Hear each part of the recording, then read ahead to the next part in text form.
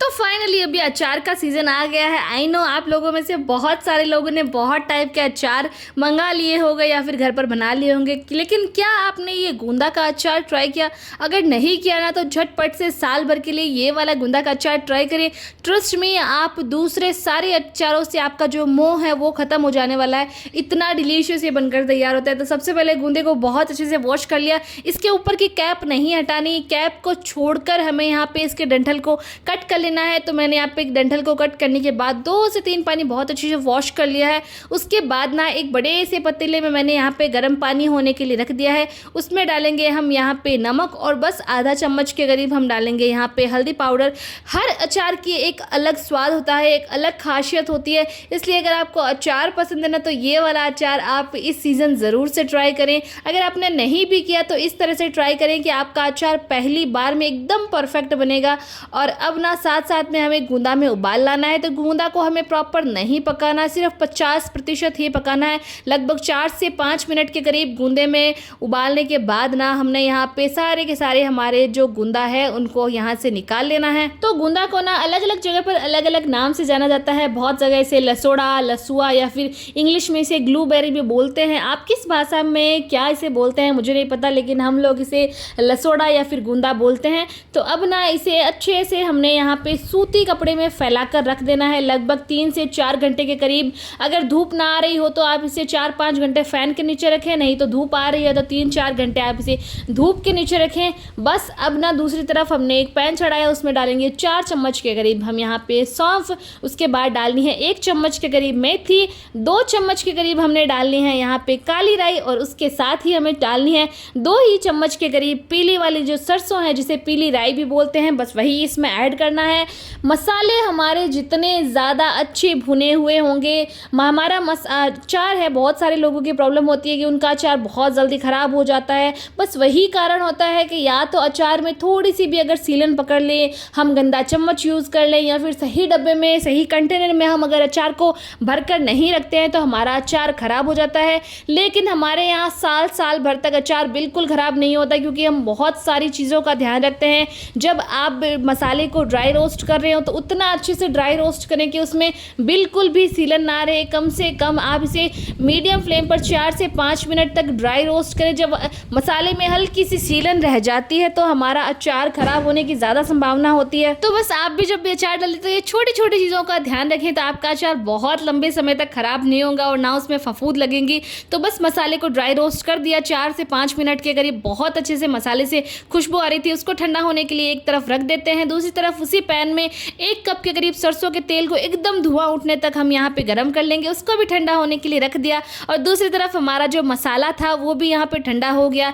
इसको हमने दरदरा सा पीसना है। कभी भी जब आप मसाले को पीसे तो एकदम फाइन ना पीसे, नहीं तो वो एकदम सीधा तले में जाकर बैठ जाता है।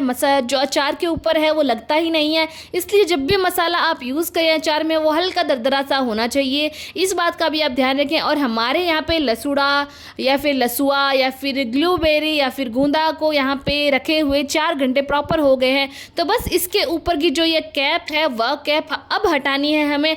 पहले आप इसकी कैप ना हटाएं, नहीं तो इसके अंदर पानी चला जाएगा और हमारा जो अचार है वो बहुत ही जल्दी ख़राब हो जाएगा। हर चीज़ को बनाने का अपना एक तरीका होता है और हर चीज़ को स्टोर करने का भी अपना एक तरीका होता है। तो बनाने का तरीका तो मैं अभी आपको बता ही रही हूँ, तो स्टोर करने का तरीका भी मैं आपको ज़रूर से बता दूंगी। तो यहाँ पे लसुआ या फिर गूंदा का अचार को बहुत ज़्यादा और डिलीशियस बनाने के लिए हम उसमें 2 कैरी यूज़ करेंगे।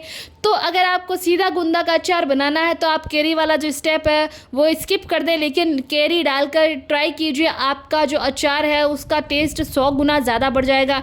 तो सारे की सारी लसूड़ों की कैप उतारने के बाद उनको भी हमने साइड रख दिया था।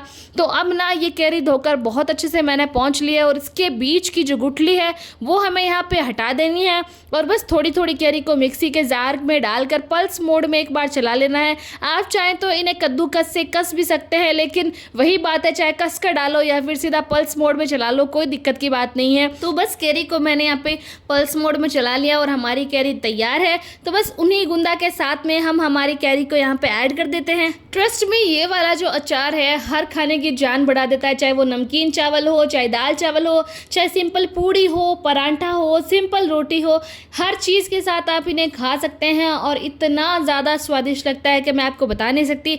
तो बस सारी की सारी कैरी को हमने डाल दिया। अब डालते हैं हम इसमें मसाले। तो 1 चम्मच भर के मैंने यहाँ पे डाला है हल्दी का पाउडर और 2 चम्मच भर के मैंने यहाँ पे ऐड करी है मिर्ची। मसाले जितने अच्छे से ऐड करेंगे हमारा अचार उतना स्वादिष्ट बनेगा। तो बस 3 चम्मच के करीब मैंने यहाँ पे नमक ऐड किया, क्योंकि नमक हमेशा अचार में ज़्यादा ही डलता है। और हमने जो थोड़े टाइम पहले अचार का मसाला बनाया था वो भी इसमें डाल देना है। और दूसरी तरफ हमारा जो तेल है वो गर्म होकर ठंडा हो गया, तो उसमें थोड़ी सी हींग, 1 चम्मच के करीब कलौंजी। तेल को प्रॉपर ठंडा नहीं करना, हल्का सा जब गुनगुना रहे तभी ये सामान डालने हैं। आधा चम्मच के करीब सौंफ, आधा चम्मच के करीब मेथी और आधा ही चम्मच के करीब हमने डालनी है यहाँ पे अजवाइन। इन सभी को गुनगुने तेल के साथ एक बार अच्छे से मिक्स करें और बस सारे के सारे तेल को हमने इस अचार के ऊपर डाल देना है। और इतना अच्छे से आपको यहाँ पे मिक्स करना है कि हमारे जो मसाले हैं और अचार है और तेल एकदम परफेक्ट अच्छे से मिक्स हो जाए, उतना अच्छे से मिक्स करके रखना है। हमारा अचार अभी खाने के लिए तैयार नहीं हुआ है, आपको थोड़ा सा वेट करना होगा अगर आपको अचार को साल भर के लिए स्टोर करके रखना है तो। और आप मुझे बताएं कि आपको ये अचार कैसा लगता है और किस किन घरों में ये अचार बनकर तैयार हो गया है। तो बस बहुत अच्छे से हमने यहाँ पे इस अचार को अच्छे से मिक्स कर लिया है।